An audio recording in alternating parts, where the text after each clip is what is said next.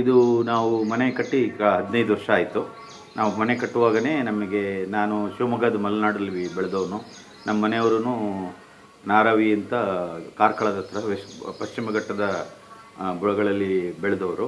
So ನಮ್ಮಿಬ್ಬರಿಗೂ ಮೊದಲೇ ದಾವಣಗೆರೆಯಲ್ಲಿ ತುಂಬ ಬಯಲುಸೀಮೆ ಪ್ರದೇಶ, ಬಿಸಿಲು ಜಾಸ್ತಿ, ನೀರು ಪ್ರಾಬ್ಲಮ್ ಸಮಸ್ಯೆ ಇರುತ್ತೆ ಅಂತ ಹೇಳಿ ಗಾರ್ಡನ್ ಮಾಡಬೇಕು ಅಂತ ಮೊದಲೇ ಪ್ಲ್ಯಾನ್ ಮಾಡ್ಕೊಂಡಿದ್ವಿ.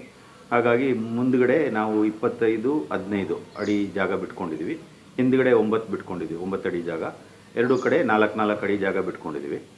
ಇಲ್ಲಿ ಇವಾಗ ಎಲ್ಲ ಥರದ ಗಿಡಗಳನ್ನು, ಅಂದರೆ ಬರೀ ನಾವು ಔಷಧಿ ಸಸ್ಯಗಳು ಅಥವಾ ತರಕಾರಿ ಮಾತ್ರ ಅಂತಲ್ಲ, ಎಲ್ಲ ಥರದ ಸಸ್ಯಗಳು ನಮಗೆ ಯಾವ್ದು ಇಷ್ಟ ಆಗುತ್ತೆ ಅದನ್ನು ಬೇರೆ ಬೇರೆ ಕಡೆಗಳಿಂದ, ನರ್ಸರಿಗಳಿಂದ, ಬೇರೆ ಕೆಲವು ಮನೆಗಳಿಂದ ಆ ಥರ ತೊಗೊಂಡು ಬಂದು ಇಲ್ಲಿ ಬೆಳೆಸಿದ್ದೀವಿ. ಒಟ್ಟು ಸುಮಾರು ಒಂದು 850 ಗಿಡಗಳಿದೆ ಸಂಖ್ಯೆ ತೊಗೊಂಡ್ರೆ.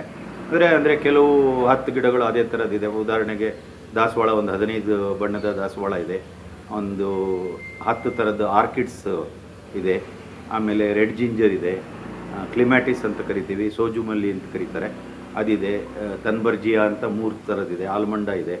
ಸೊ ಇದೆಲ್ಲ ಹೂವಿನ ಗಿಡಗಳು. ಒಂದು 106 ಥರದ ಹೂವಿನ ಗಿಡಗಳಿದೆ. ಆಮೇಲೆ ಹಣ್ಣಿನ ಗಿಡಗಳು ಅಂದರೆ ಪನ್ನೇರಳೆ ಹಣ್ಣಿನ ಗಿಡ ಇದೆ, ಆಮೇಲೆ ಸ್ಟಾರ್ ಫ್ರೂಟ್ ಅಂತ ಕರೀತಾರೆ, ಕದಂಬರ ಹಣ್ಣು ಅಂತ ಅದರದ್ದಿದೆ, ಎರಳೆಕಾಯಿ ಇದೆ, ನಿಂಬೆಕಾಯಿ ಇದೆ, ಎಲ್ಲ ಒಂದೊಂದು ಇದೆ. ಬಾಳೆಹಣ್ಣಿನ ಗಿಡ ಇದೆ, ಕರಿಬೇವು, ಔಷಧಿ ಸಸ್ಯಗಳಂತ ತೊಗೊಂಡ್ರೆ ತುಳಸಿ, ಪುದೀನ, ಅಲೋವಿರಾ, ಶುಂಠಿ, ಮಾವಿನ ಶುಂಠಿ ಅಂತಿದೆ, ಅದನ್ನು ಪಾಟಲ್ಲಿ ಹಾಕಿ ಬೆಳೆಸಿದ್ದೀವಿ. ಪಾಟಲ್ಲಿನೂ ನಿಂಬೆಹಣ್ಣು ಬೆಳೀತಾ ಇದೆ, ಹೊರಗಡೆನೂ ನೆಲದಲ್ಲೂ ನಿಂಬೆಹಣ್ಣಿನ ಗಿಡ ಇದೆ. ಕೃಷಿ ಕೇಂದ್ರದಿಂದ ವರ್ಮಿ ಕಾಂಪೋಸ್ಟ್ ತೊಗೊಂಡು ಬರ್ತೀವಿ, ಎರೆಹುಳ ಗೊಬ್ಬರ ತೊಗೊಂಡು ಬಂದು ಅದನ್ನು ಹಾಕ್ಕೊಂಡಿದ್ದೀವಿ. ಇಲ್ಲಿ ಗೋಶಾಲೆ ಇದೆ ದಾವಣಗೆರೆಯಲ್ಲಿ, ಮಹಾವೀರ ಗೋಶಾಲೆ ಅಂತ, ಅಲ್ಲಿಂದ ಸಗಣಿ ಗೊಬ್ಬರ ತೊಗೊಂಡು ಬರ್ತೀವಿ. ಸಗಣಿ ಗೊಬ್ಬರ ತೊಗೊಂಡು ಬಂದು ತಿಂಗಳಿಗೆ ಒಂದು ಸಲ ಹಾಕ್ತೀವಿ. ನಾನು ನನ್ನ ಹೆಂಡತಿ ಪದ್ಮಲತಾ ಇಬ್ಬರೂ ಕೆಲಸ ಮಾಡ್ತೀವಿ. ರಜಾ ದಿನಗಳಲ್ಲಿ ನಾನು ರೀಪಾಟ್ ಮಾಡೋದು, ಆ ಥರದ್ದು ಕೆಲಸ ಮಾಡಿದ್ರೆ ಅವರು ದಿನ ನೋಡ್ಕೊಳ್ಳೋದು. ಮತ್ತು ನಾವು ಯಾವುದೇ ಹೂವು ಆ ಥರದ್ದೆಲ್ಲ ಕೀಳಕ್ಕೆ ಹೋಗಲ್ಲ. ಒಂದು ಇಂಟ್ರೆಸ್ಟಿಂಗ್ ಅಂದರೆ ಇದಿರೋದ್ರಿಂದ ಗಾರ್ಡನ್ ಲಿಸರ್ಡಿಂದ ಹಿಡಿದು ಸುಮಾರು ಹುಳ ಹುಪ್ಪಟೆಗಳೆಲ್ಲ ಬರುತ್ತೆ. ಆ ಹುಳ ಹುಪ್ಪಟೆಗಳನ್ನು ತಿನ್ನೋಕ್ಕೆ ಬೇರೆ ಬೇರೆ ಹಕ್ಕಿಗಳು ಬರುತ್ತೆ. ಈಗ ಕೇಳಿಸ್ತಾ ಇದೆ ನಿಮಗೆ ಬುಲ್ಬುಲ್, ರೆಡ್ ವೆಂಟೆಡ್ ಬುಲ್ಬುಲ್ ಅಂತ, ಅದೀಗ ಮರಿ ಮಾಡಿದೆ. ಈಗ ನಮ್ಮ ಹೂವಿನ ಪೊದೆಯಲ್ಲೇ 3 ಮರಿ ಇದೆ.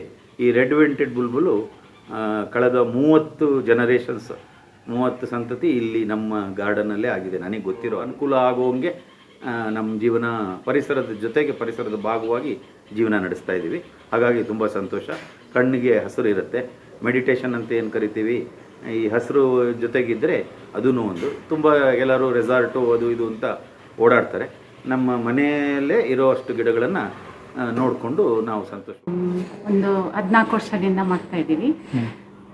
ಮೊದಲು ಬಾಡಿಗೆ ಮನೆಯಲ್ಲಿ ಇರ್ತಾ ಒಂದು 10 ಪಾಟ್ ಹಂಗೆ ಇಟ್ಕೊಂಡಿದ್ವಿ. ಆಮೇಲೆ ಜಾಸ್ತಿ ಮಾಡ್ತಾ ಬಂದ್ವಿ.